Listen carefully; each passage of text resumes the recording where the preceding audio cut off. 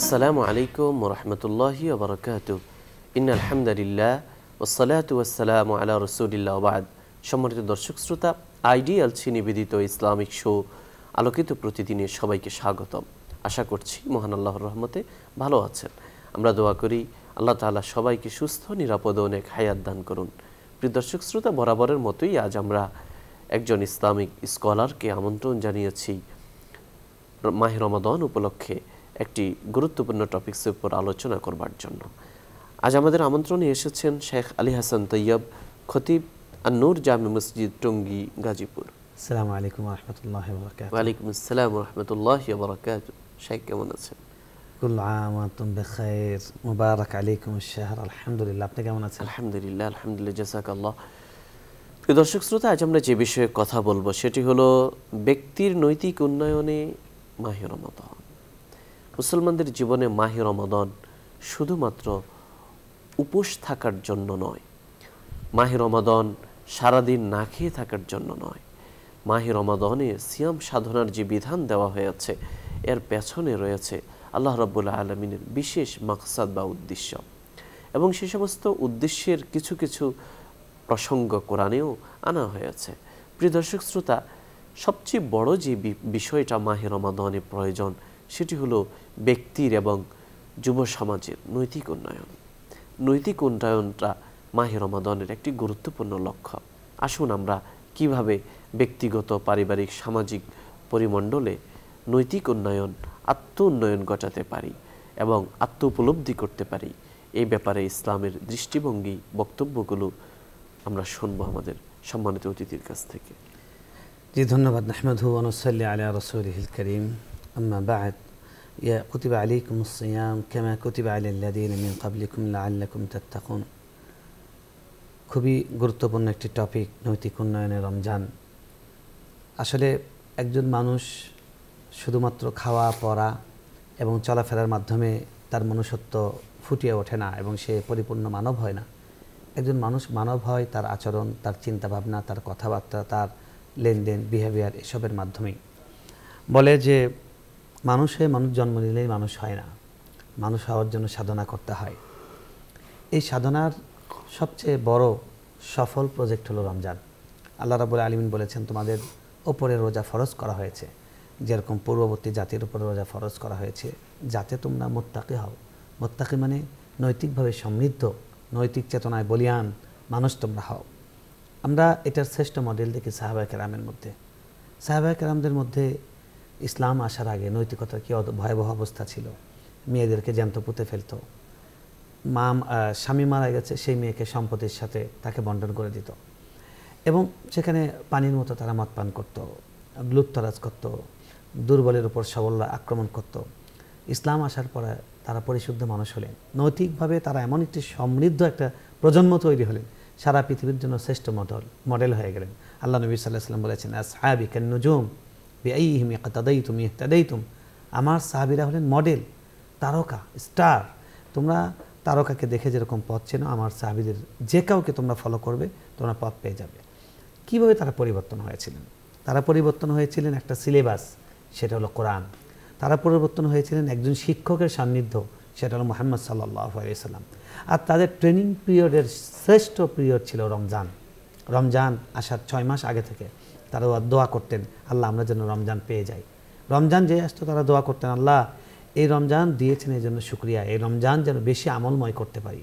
রমজান চলে যাওয়ার পরে 6 মাস পর্যন্ত তারা দোয়া করতেন, আল্লাহ রমজানের আমল যেন কবুল হয়। তার মানে তারা তাদের পুরো বছরটা রমজানকে কেন্দ্র করেছিল। কেন? কারণ রমজান মানুষকে যেই তাকওয়ার উপর রাখে, এই তাকওয়ার উপরে যদি মানুষ থাকতে পারে তাহলে তার থেকে সমৃদ্ধ, নীতিবান, নৈতিক, মনুষ্যত্ববোধ সম্পন্ন মানুষ পৃথিবী তার হতে পারবে না। আপনি দেখেন রমজান মাসে আমাদের খারাপ মানুষগুলো পরিবর্তন হয়ে যায়, আমাদের সন্ত্রাসীগুলো নিবৃত্ত হয়, আমাদের দুর্নীতিবাজগুলো তারা দুর্নীতি থেকে সংযত হয়, এবং অশ্লীলভাষী উগ্র লোকেরা পর্যন্ত তারা নিবৃত্ত হয়ে যায়। রমজানের মাধ্যমে তারা কিছুটা পরিবর্তন হয়ে যাচ্ছে, যদিও তারা পরিপূর্ণ রমজানকে ধারণ করছে না। রমজানকে যদি পরিপূর্ণ ধারণ করত তাহলে সম্পূর্ণরূপে শুদ্ধ, পরিশুদ্ধ এবং নৈতিকভাবে সমৃদ্ধ একটা মানুষ হতো। কিভাবে? দেখুন, রাসূল সাল্লাল্লাহু আলাইহি ওয়াসাল্লাম রোজা সম্পর্কে বলছেন যে যে ব্যক্তি রোজা রেখেছে সে ব্যক্তি যেন কারোর সাথে ঝগড়া তর্ক না করে।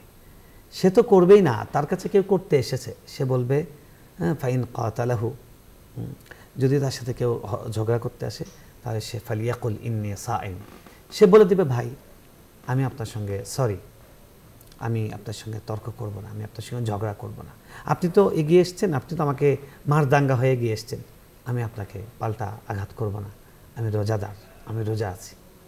এই যে একটা মানুষ যদি আরেকজন সংক্ষুব্ধ মানুষ, আরেকজন উগ্র আগ্রাসী মানুষের বিপরীতে যদি এটা সংযত দেখায়, এই ভাবটা দেখায় যে না ঠিক আছে আপনি এগিয়ে এসছেন ভাই, আমি মারামারি করব না, তাহলে কিন্তু কখনো ঝগড়া হবে না। কারণ এক হাতে তালি বাজে না, মারি, একজন মারে একজন মারি, তো দুই পক্ষ থেকে হয়, বাবে মুফাআলা মুশারাকা, অর্থাৎ এটা দুজন মিলে হয়। তো যখন একজন বলবেন না আমি ঠিক আছে, তুমি মারামারি করতে চাচ্ছ, আমি মারামারি করবো না, তুমি আমাকে গালি দিচ্ছ, আমি তোমাকে গালি দেবো না, তাহলে কিন্তু সেখানে কোনো ঝগড়া হয় না, মারামারি হয় না। এভাবেই কিন্তু নৈতিকতা ছড়িয়ে পড়ে। আপনি দেখেন রমজানের ব্যাপারে আল্লাহ বলেছেন যাতে তারা মুত্তাকি হয়। আর হাবিল কাবিলের ঘটনা, সেখানে আল্লাহ বলেছেন ইন্নামা ইয়াতাকাব্বালুল্লাহু মিনাল মুত্তাকিন, আল্লাহ তাকওয়া সম্পন্ন লোকদের থেকে কবুল করেন, গ্রহণ করেন। তো তাকওয়া সমৃদ্ধ মানুষ হাবিল এবং কাবিলের মধ্যে ছিল, হাবিল ছিল।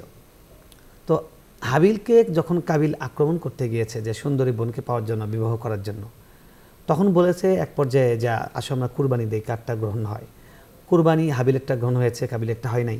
তখন সে বলছে আমি তোমাকে লাকতুলাক, আমি তোমাকে মেরে ফেলবো, আমি তোমাকে হত্যা করব। তো তার ভাই তাকে কি বলেছেন, হ্যাঁ তুমি লাইম বাসাত্তা, তুমি যদি তোমার হাত আমার দিকে প্রসারিত করো লিয়াকতুলাক, আমাকে হত্যা করার জন্য, তাহলে আমি ফামা আনা বিবাসিতিন ইলাইক, আমি আমার হাতকে তোমার দিকে সম্প্রসারিত করব না তোমাকে মারার জন্য। তুমি যদি আমার দিকে উদ্যত হও, আমি তোমার দিকে উদ্যত হব না। এটাই উনি ছিলেন মুত্তাকি। আর আল্লাহ সার্টিফাইড করেছেন ইন্নামা ইয়াতাকাব্বালুল্লাহু মিনাল মুত্তাকিন, আল্লাহ মুত্তাকি থেকেই গ্রহণ করেন তার আমলকে, তার কুরবানি গ্রহণ করেছেন। আর রমজান কি বানায়, মানুষকে মুত্তাকি বানায়। রাসূল সাল্লাল্লাহু আলাইহি ওয়াসাল্লাম বলছেন যে রুব্বা সাইমিন লাইসা লাহু মিন সিয়ামিহি ইল্লা আল-আতাশ, রুব্বা কাইমিন লাইসা লাহু মিন কিয়ামিহি ইল্লা সাহর, অনেক রোজাদার ব্যক্তি আছে যার রোজা থেকে শুধুমাত্র উপোস থাকা, না খেয়ে থাকা, কিছুক্ষণ পিপাসার্ত হওয়া ছাড়া আর কোনো অর্জন নেই। আর অনেক কিয়ামুল লাইল কর্ণওয়ালা আছে, অনেক তাহাজ্জুদ গুজার আছে যার রাত জাগা ছাড়া অন্য কোনো অর্জন নেই। তার মানে তার নামাজে, তার রোজায় কোনো অর্জন নেই। কেন? কারণ রাসূল সাল্লাল্লাহু আলাইহি ওয়াসাল্লাম বলছেন যে রোজা রেখেছে কিন্তু আচরণকে পরিশুদ্ধ করেনি, তার নীতিকে ঠিক করেনি। এই জন্য রাসূল সাল্লাল্লাহু আলাইহি ওয়াসাল্লাম বলছেন তার রোজার কোনো লাভ নেই। তার মানে বোঝা গেল রোজা আমাদের কাছে চাচ্ছে যে আমরা রোজাটা এমনভাবে করব যে শুধু না খেয়ে থাকা না, আমার ঝগড়াকে না বলবো, দুর্নীতিকে না বলবো, অশান্তিকে না বলবো, তারপরে আমাদের ভায়োলেন্সকে না বলবো। জাবের রাদিয়াল্লাহু তাআলা আনহু বলছেন ইদা কানা ইয়াউমি সাওমি আহাদিকুম, যখন তোমাদের রোজার দিন আসে, ফালিয়াসুম সামআকুম ওয়া বাসারাকুম, তখন যেন তোমাদের চোখ রোজা রাখে, তোমাদের কান রোজা রাখে, তোমাদের জিহ্বা রোজা রাখে। তো চোখ, কান, জিহ্বা এটা আবার কীভাবে রোজা রাখবে? এটার অর্থ হলো রোজার মানে কি? রোজার মানে হলো আল ইমসাক, টু কন্ট্রোল, নিজেকে নিয়ন্ত্রণ করা, নিজেকে নিবৃত করা। এখন আমি রোজা রেখে আমার জিহ্বাকে কন্ট্রোল করব, আমি যা ইচ্ছে তাই বলতে পারবো না, আমি মিথ্যা বলতে পারবো না, আমি অশ্লীল বলতে পারবো না, আমি গীবত করতে পারবো না, তাহলে আমার রোজাটা রোজা হবে। ঠিক একইভাবে আমি রোজা রেখে কাজ নেই সারাদিন, বাস কোরআন পড়লাম না, জিকির করলাম না, সারাদিন বসে বসে সিরিয়াল দেখতে থাকলাম, মুভি দেখতে থাকলাম, খেলা দেখতে থাকলাম, খুঁজে ইউটিউব খুঁজে পুরাতন সেই ভিডিও গেমসগুলো দেখতে, কি বলে পুরাতন বিশ্বকাপের ম্যাচগুলো দেখতে থাকলাম। এইভাবে অনেকেই সময় কাটায়, আমরা দেখেছি। রাসূল সাল্লাল্লাহু আলাইহি ওয়াসাল্লাম এদের ব্যাপারেই বলেছেন তাদের রোজা থেকে উপোস ছাড়া কোনো কিছু অর্জন হলো না। এই যে এরকম নিরর্থক অনৈতিক জীবনযাপন, এটার থেকে রোজা মানুষকে নিবৃত্ত করছে। আল্লাহ নবী সাল্লাল্লাহু আলাইহি ওয়াসাল্লামের যদি আমরা আরও একটা হাদিস দেখি, তিনি বলছেন মান লাম ইয়াদা কাওলাজ জুর ওয়াল আমালা বিহি ফালাইসা লিল্লাহি হাজাতুন ফি আন ইয়াদা তুআমাহু ওয়া শারাবাহু, যে ব্যক্তি রোজা রেখে মিথ্যা কথা বলা, মিথ্যা আচরণ করা এবং মন্দ আচরণ করা থেকে নিজেকে নিবৃত করতে পারল না, সে ব্যক্তির রোজা রাখায়, না খেয়ে থাকায়, পানাহার এবং স্ত্রী সঙ্গ ত্যাগ করায় আল্লাহর কোনো উপকার নেই। আসলে সেগুলো করলেও তো আল্লাহর কোনো উপকার নেই। এটার মানে বোঝাতে চাচ্ছেন যে আল্লাহ যে তাকে সওয়াব দেওয়ার কথা, মর্যাদা দেওয়ার কথা, সেটা আল্লাহ দেবেন না যদি সে রোজা রেখে এই কাজগুলো থেকে নিবৃত্ত না হয়। তাহলে আমরা এতগুলো হাদিস থেকে দেখতে পাচ্ছি যে রোজা যেটাকে ইসলামের রোজা বলা হয়, যেটাকে সিয়াম বলা হয়, সেই রোজা মানুষকে মুত্তাকি বানায়। আর মুত্তাকি কার? সে কথা বলতে গিয়ে ভয় পাবে, সে দেখতে গিয়ে হিসাব করবে আমি কি দেখছি। ইন্না সামআ ওয়াল বাসারা ওয়াল ফুআদ কুল্লু উলাইকা কানা আনহু মাসউলা। আমাদের চোখ, আমাদের কান, আমাদের অন্তর সবকিছু আল্লাহর কাছে জিজ্ঞাসিত হবে। এটাই তাকওয়া, এটা উনি মনে করবে। হ্যাঁ, লা তাজুলা কাদামা আবদিন হাত্তা ইউসআলা আন আরবা। কোনো মানুষ কিয়ামতের দিন 4টা প্রশ্নের উত্তর দেওয়া ছাড়া এক কদম সামনে যেতে পারবে না। তার মধ্যে তার হায়াত সম্পর্কে জিজ্ঞেস করা হবে, তার সম্পদ সম্পর্কে জিজ্ঞেস করা হবে, কোত্থেকে আয় করেছে, কোথায় ব্যয় করেছে। এখন রোজা রেখে আপনাকে এই যে চেতনা, ওয়ালিমান খাফা মাকামা রাব্বিহি জান্নাতান ইন্নাল্লাযীনা ইয়াখশাউনা রাব্বাহুম বিল গায়বি লাহুম মাগফিরাতুন ওয়া আজরুন কারীম, যে আল্লাহকে যারা ভয় করে, আল্লাহকে না দেখে যারা ভয় করে, সবসময় তাদের মাথায় এটা জাগরুক থাকে যে উনি দেখছেন, উনি শুনছেন। এই যে এই ভয়, এটাই তো তাকওয়া, এটাই তাকওয়া। কোরআন হুদাল লিল মুত্তাকিন, মুত্তাকিদের জন্য কোরআন হেদায়েত। ওয়াইদ্দাত লিল মুত্তাকিন, জান্নাতকে প্রস্তুত করা হয়েছে মুত্তাকিদের জন্য। এই যে নৈতিকতা, এই যে নৈতিক চরিত্রের উন্নয়ন, এই যে মোরালিটির উন্নয়ন, এটা কি দিয়ে বিহেভিয়ারকে মানে উন্নয়ন করা, এটা পুরাটাই হলো তাকওয়ার সাথে সম্পৃক্ত। রাসূল সাল্লাল্লাহু আলাইহি ওয়াসাল্লামের কাছে সাহাবী এসে বলছেন, ইয়া রাসূলুল্লাহ আউসিনি, আমাকে একটা উপদেশ দিন। উনি বললেন, লা তাগজাব, রাগ করো না, রেগে যাও না, রেগে গেলে তো মানুষ ভায়োলেন্স করে। উনি বললেন, আমাকে, এটা তো একটা জেনারেল কথা, আমাকে স্পেশাল একটা উপদেশ দেন। উনি আবার বললেন, লা তাগজাব, তুমি রাগ করো না। উনি, ইয়া রাসূলুল্লাহ আপনাকে একটা বিশেষ কিছু দেন। উনি বললেন, এটাই তোমার জন্য বিশেষ কিছু, লা তাগজাব, তুমি রাগ করো না। এই যে রাগ করো না, মানে দেখবেন যে রোজা অবস্থায়, কালকেও আমি দেখছিলাম মেট্রো স্টেশনে, ওখানে অনেক মানুষের ভিড়, মানে কয়েকটা লাইনে কে আগে ঢুকবে এটা নিয়ে মোটামুটি হাতাহাতি মারামারি হয়ে যাচ্ছে। অথচ রাসূল সাল্লাল্লাহু আলাইহি ওয়াসাল্লাম আমাদেরকে শিক্ষা দিয়েছেন যে রোজা রেখে এই ধরনের আচরণ থেকে বিরত থাকতে হবে। তার মানে কি, এই লোকগুলো রোজা হচ্ছে না। যদি এই লোকগুলো রোজা হতো তাহলে এরাও নৈতিক। অনেক মানুষ ওখানে বলছেন, ভাই রোজার দিন, ভাই রোজা আছি, রোজা থেকে করেন না। এই যে যারা বলছেন এই কথা, তাদেরকে রোজা তাদের নৈতিক চরিত্রের উন্নয়ন ঘটিয়েছে। তো রোজা আমাদের নৈতিক চরিত্রের উন্নয়ন ঘটায়, রোজা আমাদের নৈতিকতার বিকাশ ঘটায়। আপনি খাওয়ার সময় আরেকজনকে দিচ্ছেন, আপনি খেজুর আরেকজনকে এগিয়ে দিচ্ছেন, আপনি মসজিদে মুরব্বীকে বলছেন আপনি আসেন, সামনে আসেন, হ্যাঁ, আপনি জায়গা ছেড়ে দিচ্ছেন। ফ্যানের নিচে একজন লোক গরম এসে ঢুকেছে, আপনি তাকে বলছেন না, আপনি আমার জায়গায় দাঁড়ান। এসির এখানে বাতাস বেশি, আপনি বলছেন এখানে দাঁড়ান। একজন লোকের ঠান্ডা রাখছে, ঠিক আছে আপনি আমার জায়গায় আসেন, আমি ওখানে দাঁড়াচ্ছি। এই যে মানুষকে একরাম, মানুষের খেদমত, ইরহামু মান ফিল আরদি ইয়ারহামুকুম মান ফিস সামা, দুনিয়ার মধ্যে যারা আছে তাদের ব্যাপারে তোমরা দয়ার আচরণ করো, আসমানে যিনি আছেন তিনি তোমাদের উপর দয়ার আচরণ করবে।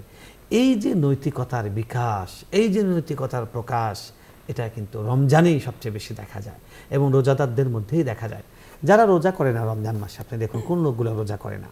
যেই লোকগুলো রোজা করে না, মানে ওই মহল্লার মধ্যে সবচেয়ে নিকৃষ্ট মানের লোকগুলো রোজা করে না।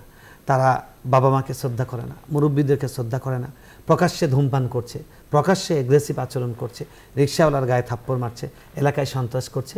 এই লোকগুলো রোজা করে না, যারা কোনো পরোয়াই করে না, কিন্তু রোজা করে। সাধারণ সব মুসলমান রোজা করে এবং সাধারণ মুসলমানগুলো রোজার মাধ্যমে তারা এমন পরিশুদ্ধ নৈতিকতার বলে বলিয়ান হয় যে এই মানুষগুলোর কাছে রোজার বাইরে আমরা যে আচরণ প্রত্যাশাও করতে পারি না, কল্পনা করতে পারি না, রমজান মাসে আমরা তাদের কাছে সেটা দেখি এবং ভালো মানুষ হয়ে যায় সবাই।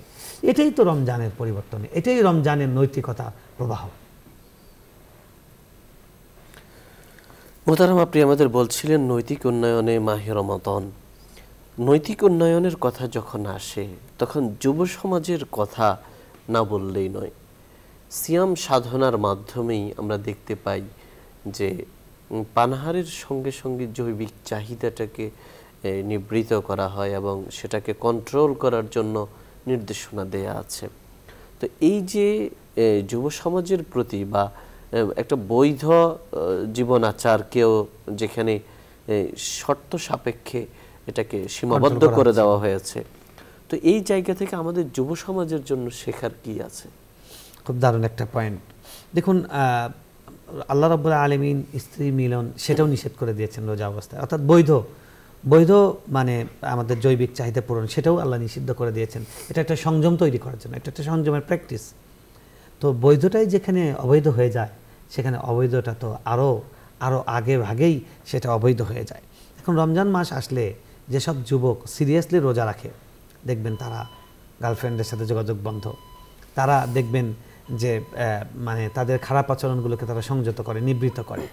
কিন্তু যারা মানে রোজা রাখে না, তারা এগুলো ধার ধারে না, তাদের মাধ্যমে সমাজে ভায়োলেন্স হয়। এখন আমাদের যুব সমাজকে বেশিরভাগই দেখা যায় রোজা রাখতে। এই যুব সমাজ যারা রমজানের বাইরে অন্য সময় যাদেরকে নিয়ন্ত্রণ করা যায় না, রমজান মাসে তারা নিয়ন্ত্রিত হয়ে যায়। তারা মসজিদে আগে ভাগে চলে আসে, মসজিদে এসে কোরআন তেলাওয়াত করে, তারা জিকির করে, হ্যাঁ, তারা ইফতারের আয়োজনে তারা সামিল হয়ে যায়, ইফতারের আমলে তারা হেল্প করে, হ্যাঁ, মানুষের পাশে তারা দাঁড়ায়। এভাবে যুবকদেরকেও, যুব সমাজকেও রমজান পরিশুদ্ধ করে। আপনি যেমনটা বলেছিলেন যে আল্লাহ তাআলা আমাদেরকে তাকওয়ার গুণে গুণান্বিত হতে বলেছেন, অর্থাৎ এখানে তাকওয়া বা আত্মিক উন্নয়নের একটি প্রচেষ্টা বা নির্দেশনা আছে। তো আত্মশুদ্ধি অর্জনে মাহে রমাদানের ভূমিকাটা কেমন হবে?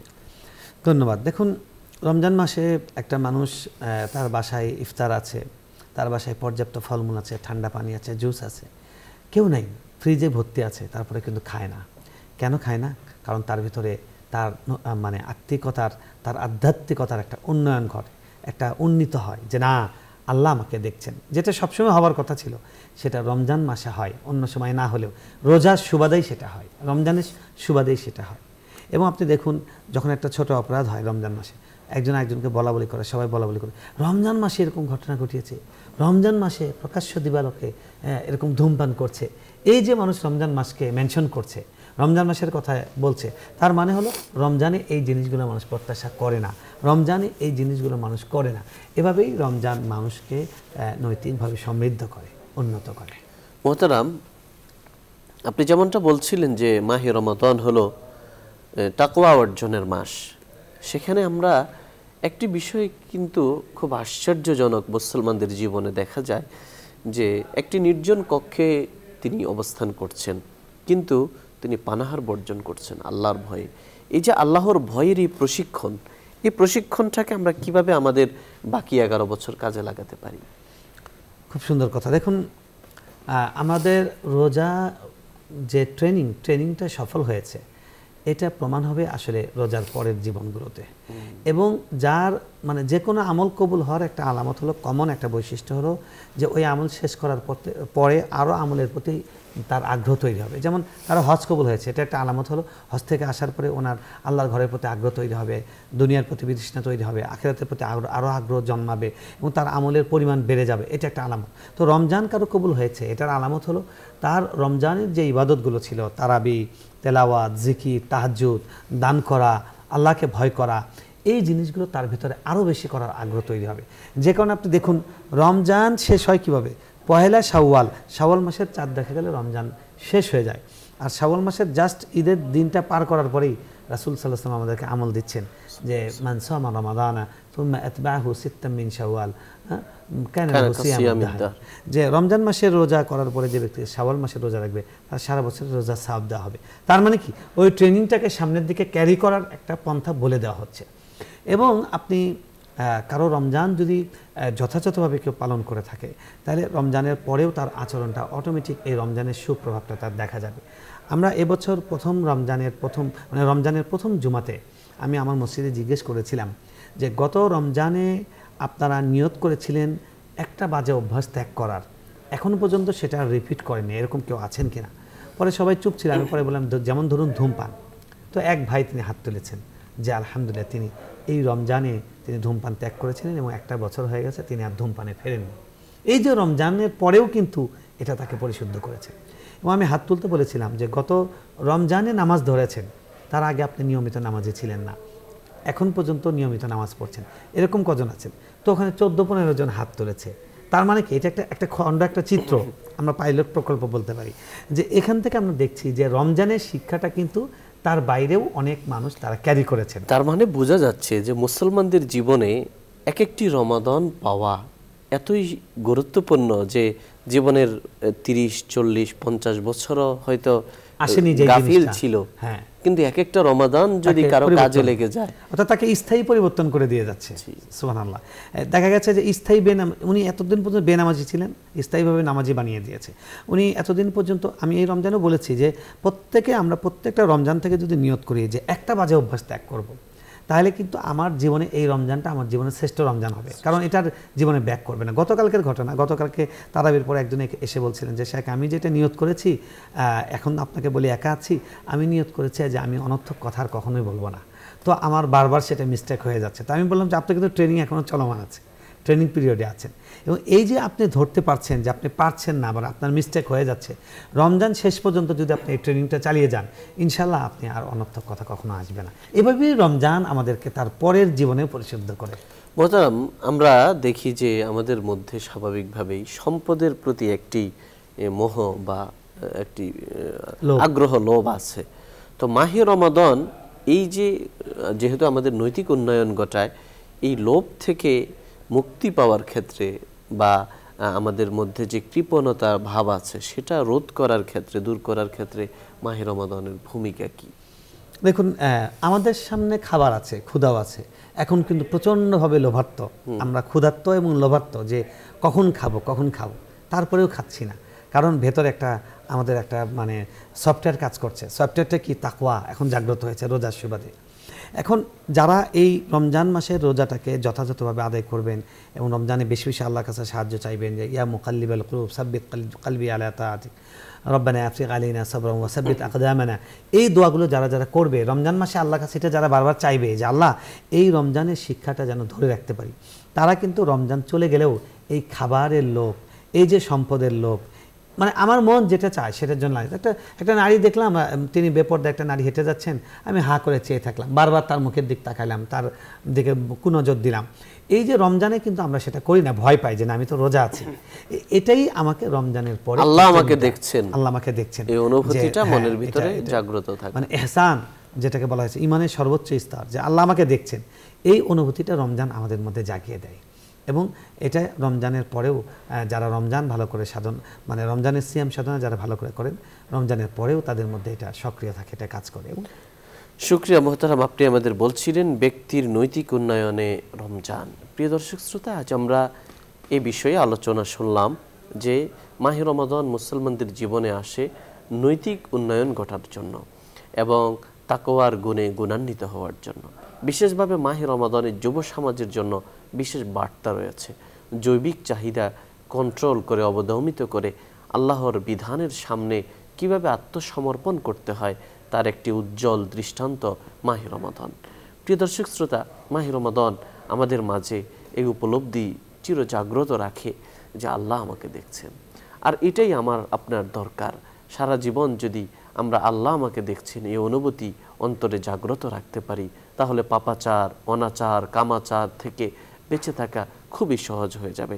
প্রিয় দর্শক শ্রোতা, আল্লাহর এই ভয়ের প্রশিক্ষণ, তাকওয়ার এই প্রশিক্ষণের মাসে আল্লাহ রাব্বুল আলামিন আমাদের সবাইকে শুদ্ধ জীবনের অধিকারী বানিয়ে দিন, আমাদের আত্মশুদ্ধি ঘটিয়ে দিন এবং আমাদের চারিত্রিক উৎকর্ষতা দান করুন। আলোচনার এই পর্যায়ে আমরা সংক্ষিপ্ত মুনাজাতে অংশগ্রহণ করব। আপনারা চাইলে আমাদের সঙ্গে শামিল হতে পারেন।